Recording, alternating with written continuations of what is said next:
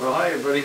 We're going to do some fun stuff today. I've got some fingerling potatoes which I'm going to infuse with some Vidalia onions on the stove right now. I have them browning up a bit.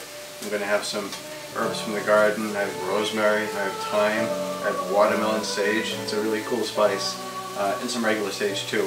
And I'm going to grill some. Look at the size of these scallions. These are really good once they're on the grill.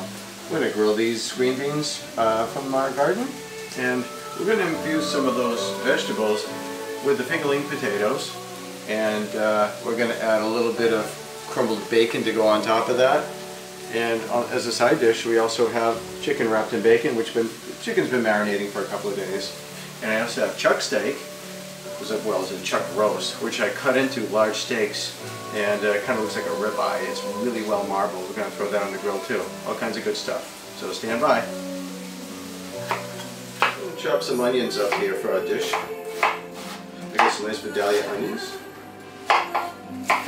And I'm going to do a lot of them for this dish over here. I'm going to make about 3 or 4 chopped Vidalia onions. And I'm also going to add some mushrooms. The mushrooms you can add to flavor.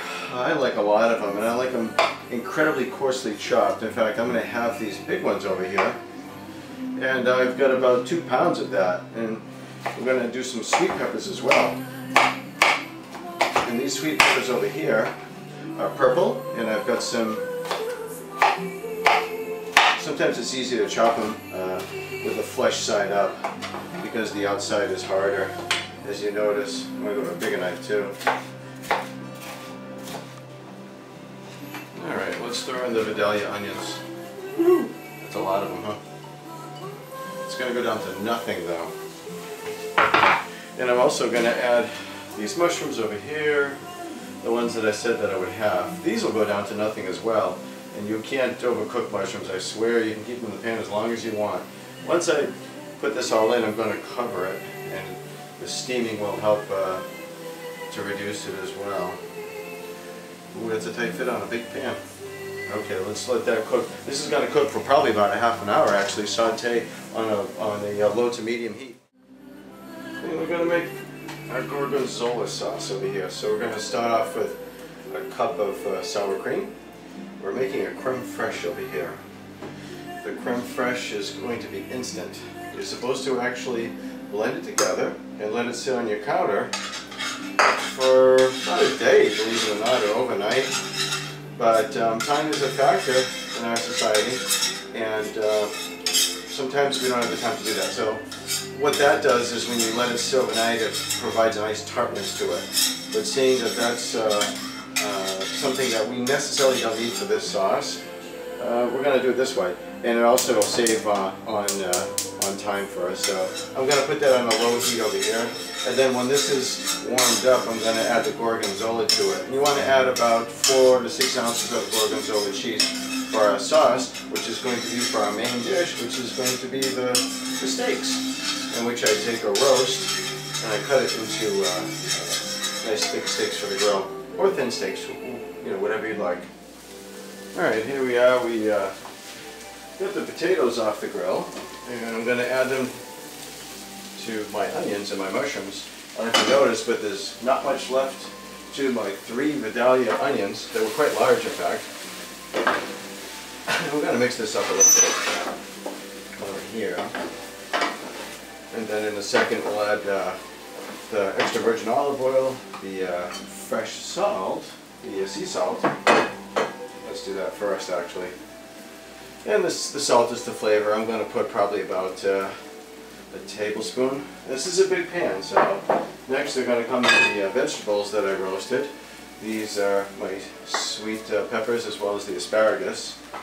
And I'm going to do some fresh cracked pepper over here. Lots of it, because that's what I love. The smell, the aroma is amazing. It's very enticing. Now we're going to add a little of the extra virgin olive oil. It's going to need a little something to blend it all together. And I'm probably going to put about, it's only about a 1/4 cup actually. You have to put a fair amount in this because we have a lot. This is a big dish over here. These flavors are going to be amazing. Now, let's add the bacon. Bacon, woo! You know how much bacon? That's a pound of bacon.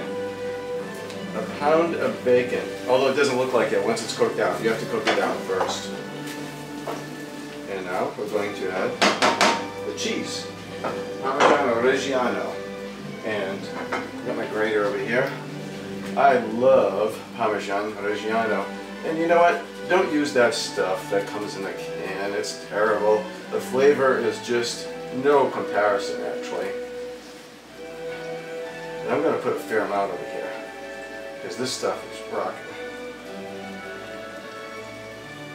Alright, that'll be good.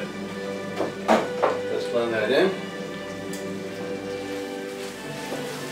And it's very close to being done. I'm just going to let the flavors melt over here. I'm going to stir it in a little bit more.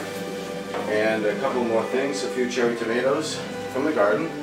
A little flavor, a little color, a little acidity, because it's very basic, this dish over here, so. Alright, looks good. Let's let that cook just a little bit longer. But meanwhile, we're going to work on my sauce over here. And this sauce is going to have the cheese incorporated to it. The Gorgonzola cheese. I have a cup of Gorgonzola cheese. And that's going in my Creme Fraiche. All this has to do is melt. You can add a pinch of salt, and you can add some fresh pepper. I'm going to add the fresh pepper. I find the Gorgonzola is, well, it's salty enough. And I like my salt too, so you can try it. Put your finger in it, see what you think. And that's going to go on my steak that I just grilled. Looking good. Here come the Fingerling potatoes with your meat dish over here, pal. You're going to enjoy that. Looks delicious. Got a combination of all kinds of wonderful vegetables. My turn. Alright, I guess I'll have it. Well, it's actually a starch, the Fingerling potatoes, but it's got lots of garden vegetables in it as well, so with the caramelized onions. We're going to put a little bechamel sauce. It's the Gorgonzola, actually, Gorgonzola Creme Fraiche sauce, I meant to say. And if you've never tried a Gorgonzola sauce, I highly recommend it. Well, that's it for tonight.